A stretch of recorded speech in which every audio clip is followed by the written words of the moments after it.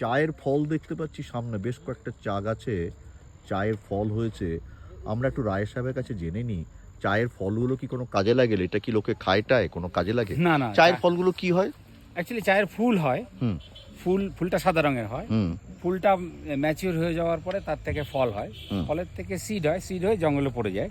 আচ্ছা। কিন্তু ওই সিডের থেকে চা গাছ মানে কাজে লাগে না, হয় না আর কি, ওরকম হয় না। আর এই চা গাছগুলো কি হার্ড প্রুনিং করতে হয়? Hard একদম পুরো pruning- তলা গোড়া থেকে কেটে দেয় না, নাকি? গোড়া থেকে কাটবে না।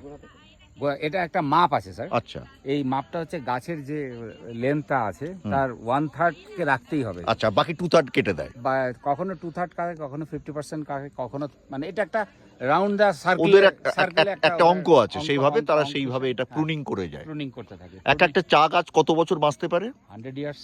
100 বছর বাঁচে চা গাছ?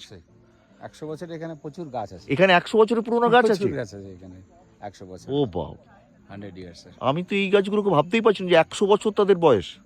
অনেক গাছ যার বয়স 100 বছর। হ্যাঁ হ্যাঁ, এই ব্রিটিশদের সব। ব্রিটিশদের গাছ। স্যার এই যে জঙ্গল দেখছেন না, এই যে জঙ্গলটা, এই জঙ্গলটা যদি ক্লিন করা যায় তাহলে কিন্তু এর প্রোডাকশন অনেক বাড়বে, কারণ এদের সঙ্গে এদের কম্পিটিশন করতে হয়। আচ্ছা, কিন্তু নিউট্রিয়েন্ট গুলো এরা নিয়ে নেয় অনেকটা। কিন্তু যেহেতু এটা অর্গানিক, এটাতে ম্যানুয়ালি এটা তো করা সম্ভব নয়। অর্গানিক বলে এটাকে কোনো ওষুধও দেওয়া যায় না, দেয়ও না এখানকার বাগানের যারা আছেন আর কি। একে কম্পিটিশন করে এটা মানে চলতে হয়। প্রচুর প্রচুর জঙ্গল। শুনছিলাম চায়ের গল্প, এই অর্গানিক চায়ের গল্প। অর্গানিকের সাথে আমাদের জ্ঞানিক কিছু একটা ব্যাপারও রয়েছে, অনেক জ্ঞানও হলো। আপাতত আমরা ফিরে যাব মিরিকের দিকে। দেখছি গোপালধারা টি এস্টেট।